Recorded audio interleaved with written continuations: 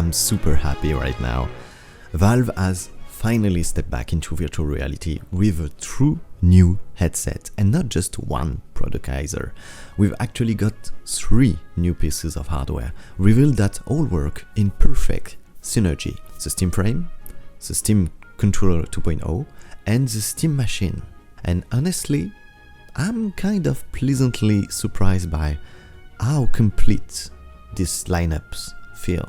The headset Steam Frame, here's what's listed in the official specs. Custom Qualcomm Snapdragon 8 Gen 3 for an aim, plus 16GB LPPDDR5X RAM. Yeah, it's gonna be long. 256GB or 1TB UFR storage, expandable via micro SD, 2160 by 2160 by pixel per high pancakes lenses, 72 to 100 Hz refresh rate, up to 144 Hz experimental, 110 degrees field of view, inside-out tracking, 4 external cameras, 2 internal for eye tracking, foveated rendering, plus IR illumination, Wi-Fi 7, 2x2 with 56 GHz, streaming Bluetooth 5.3, 185G core weight, but 440 with the head strap, and of course SteamOS 3 based on Arch Linux plus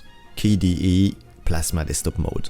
My take: I'm a little disappointed that Valve completely dropped the idea of the neutral linked VR headset, like what the Decor leaks suggested. Still, I think this is a smart move. They are clearly aiming at the MetaQuest 3 crowd, and yeah, maybe with slightly stronger processor for better storage and that awesome eye tracking system, which I honestly think should be the new standard for VR going forward.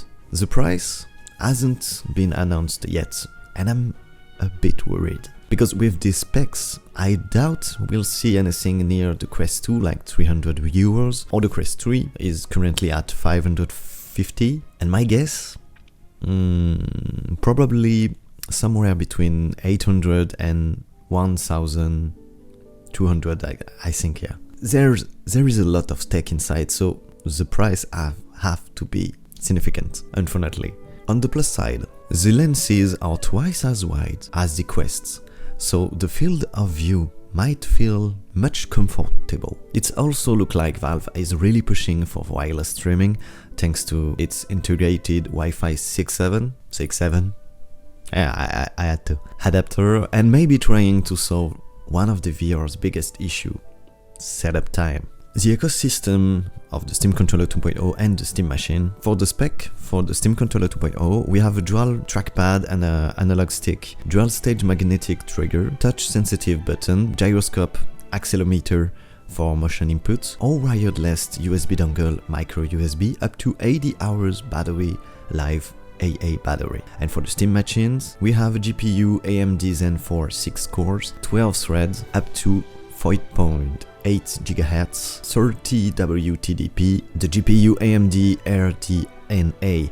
328 CUs, 2.45 GHz, max 110 WTDP, the memory 16 GB DDR5 plus 8 GB GDDR6 VRAM, storage is 512 GB, or you can have the 2 TB NVMe SSD, plus there is a micro SD slot if you need to extend this a little bit more, Wi-Fi 6E, Bluetooth 5.3, dedicated controller antenna, DisplayPort 1.4, 4K 240 Hz, 8K 60 Hz, HDMI 2.0, 4K 120 Hz, USB-C 3.2 Gen 2, Ethernet 1GB, 152mm tall by 162mm deep, and for 146mm wide, for approximately 2.6 kilogram.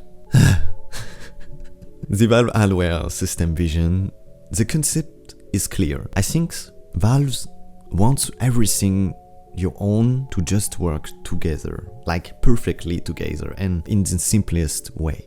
The Steam Frame, Steam Controller and Steam Machine are meant to work in unison, but the headset can also run games standalone. No PC is required. It's the same philosophy as switching from your PC to your Steam Deck. Same library, same continuity, everything recognizes each other automatically. That's Valve's biggest strength, in my opinion, because they really understand what real user needs.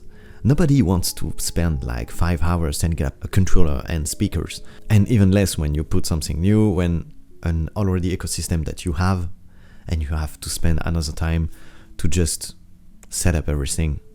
It's just boring. No one wants to lose time. The Steam frames seems lightweight, and its controller look adapted for every style of gameplay across Steam OS. And finally, Valve News Deck verified and Steam Frame verified program should help players see which titles are already VR ready, something that has been missing and has slowed VR growth.